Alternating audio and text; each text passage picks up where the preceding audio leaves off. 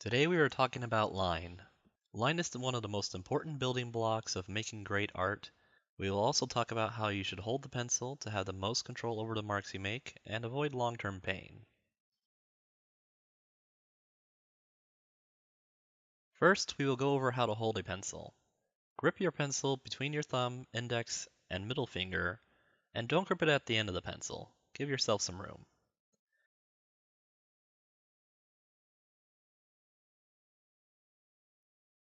Second, do not rest the palm of your hand on the paper, as this will potentially smudge your work. If you have a hard time with this, you can use a ruler or even another piece of paper to keep your hand from directly touching the drawing surface. Finally, and most importantly, do not draw with your wrist. Use your entire arm as much as possible. This will help prevent fatigue and long-term drawing injuries. As a side note, the drawing supplies I will be using are not professional quality pencils, pens, or paper. These are all items I got from the dollar store this morning. You honestly do not need high-grade materials for the sake of learning. Do not wait to go to the store to buy fancy sets of pencils or high-weight paper. All it takes is regular printer paper and any pencil or pen you have laying around.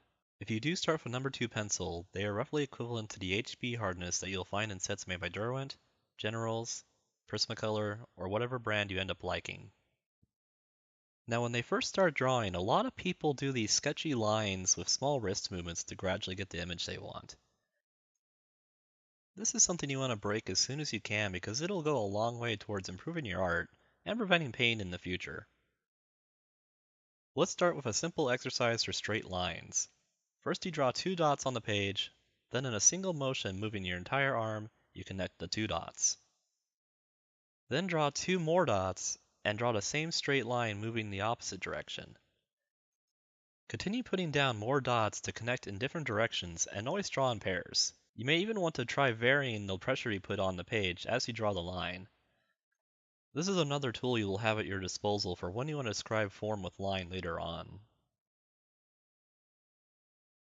Do all the variations you can think of, and if you notice one direction feels more difficult or less natural to you, practice it.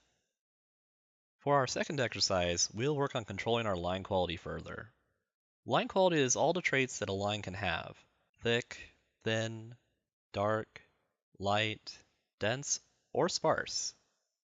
Now with these in mind, draw a few lines like before, but as you draw them, introduce these qualities. Start dark and thick, and end light and thin. Then the opposite.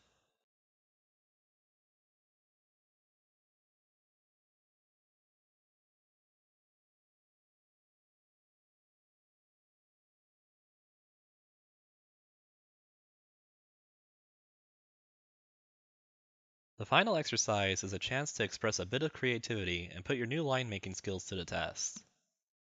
We are going to draw a topographic map of an imaginary island. What makes it topographic is that the lines are used to describe changes in elevation and the shape of the terrain. Every line represents the same distance up, so lines that are closer together represent much steeper hills and mountains. Your island can be any shape you like, but you must draw each line in a single, even stroke.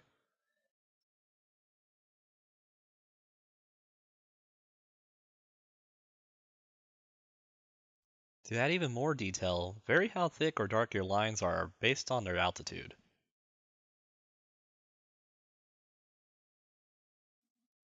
That's all for now. Next time we will look at using line to draw fundamental shapes like rectangles and ellipses.